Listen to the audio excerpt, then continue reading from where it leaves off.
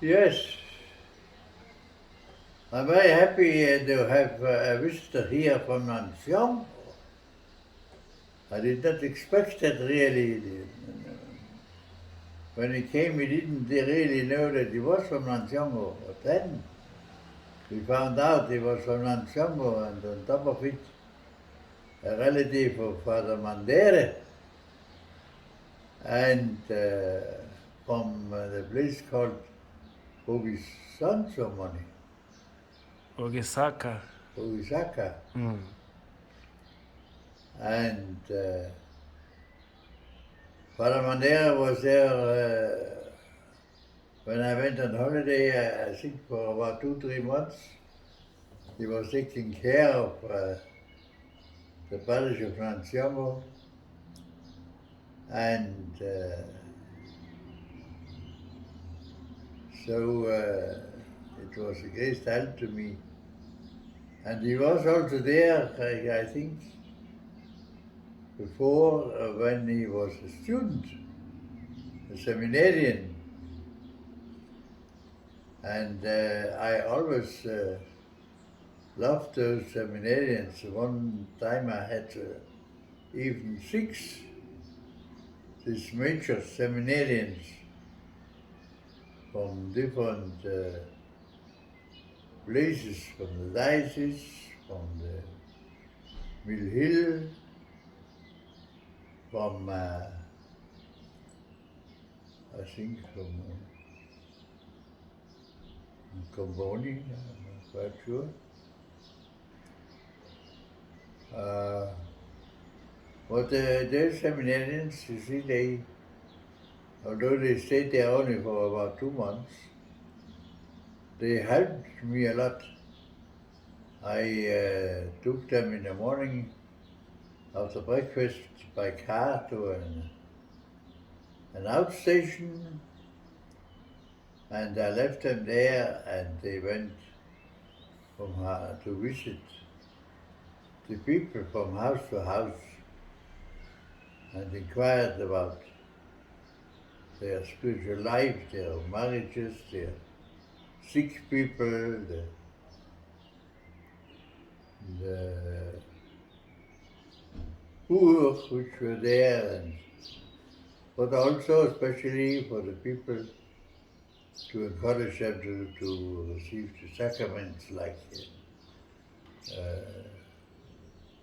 young people, the first communicants,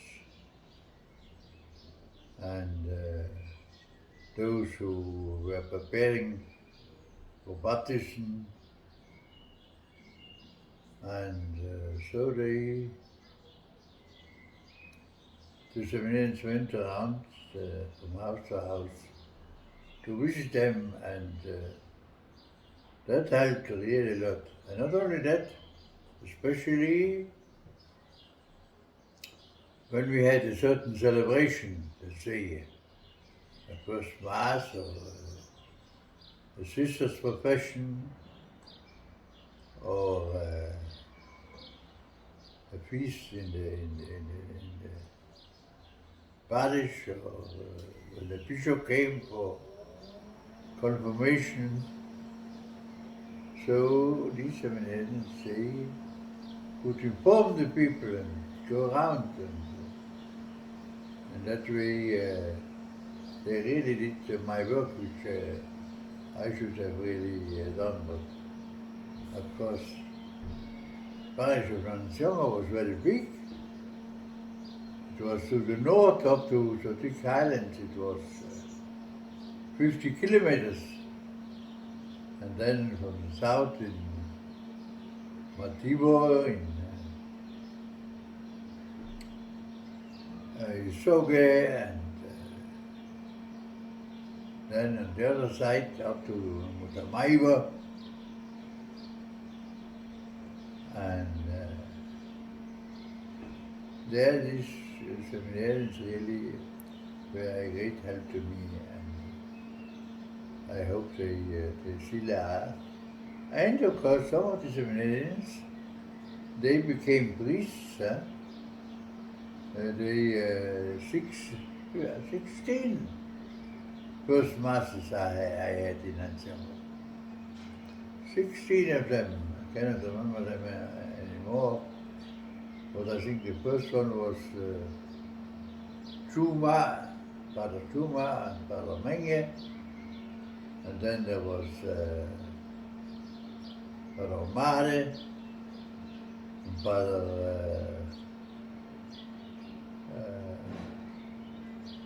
Bomativo, what was his name now?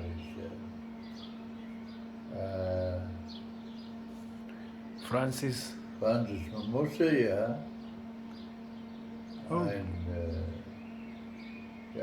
from all around the world. Until at the end, I managed to buy a piece of land at Masimba, just near the river, near the shops there. And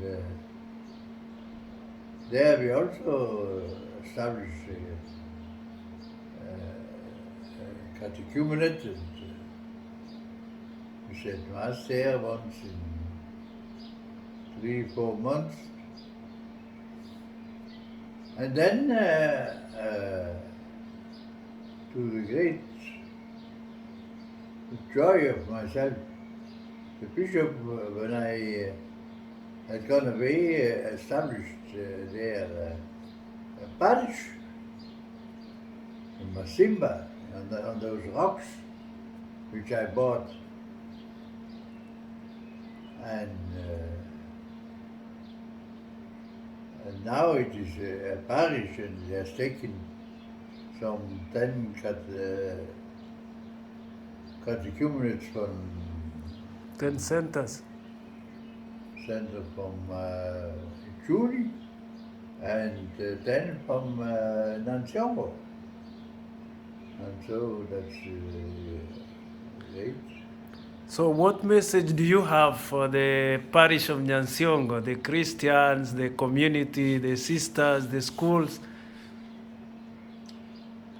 Yeah, there, of course,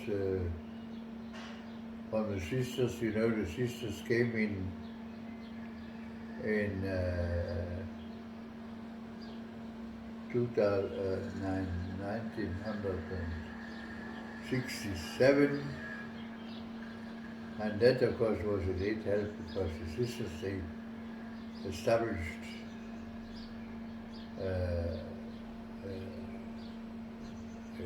health center, and they went out to different catechumenates to help with the sick people, and they of course then established the schools. So we had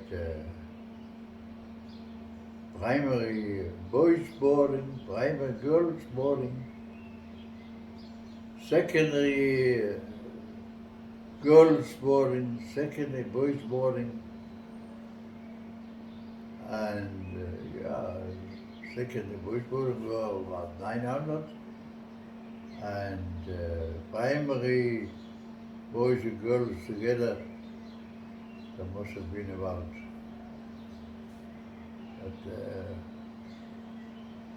1,000. Yes, and now, of course, since 2006, I'm now retired here in north of Italy, in our mission house in Brixen, and I still go every Sunday to a different parish to say Mass, and they have organized for me 7 parishes every month, so I am now not able to drive anymore, so people come from different parishes and they give me a lift to them so that I can say Mass there and preach there, and then come back again home. My health at the moment is getting, one could say, deteriorating. I need 2 sticks so that I can walk, and yeah, that is of course a great hindrance, but still I am able to come out to these parishes to say Mass with other 6 priests who go to different parishes. So that those parishes, they have every Sunday Holy Mass. And so, if I think back in Nansiongo, it was a great time. I could really help the people of Nansiongo to establish, and on the whole, there were 14 first Masses in this time I was there, and there were 30 girls who became sisters. Well, first he was a seminarian, I think, and he helped me out with the other seminarians there. But then he became a priest, and his relative is at the moment here with me, he's also a priest, and he's studying the Bible in Rome and so many places.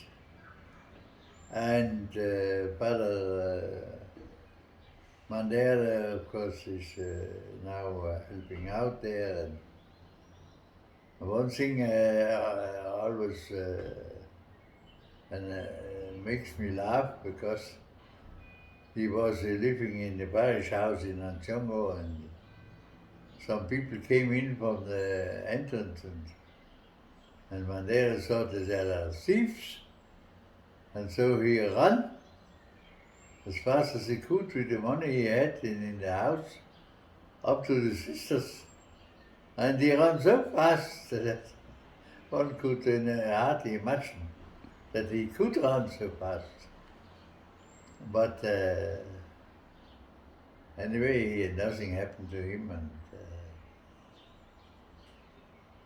yeah, when I had these boarding schools, I had to establish quite a bit of, or manage or look after quite a bit of money the parents paid for the children. And no, I must say, it never happened anything. Nobody ever came to steal. Although I had to pay the teachers, I had to buy things for those children, beans and flour and whatever. So now it's so far that I can only walk with 2 sticks.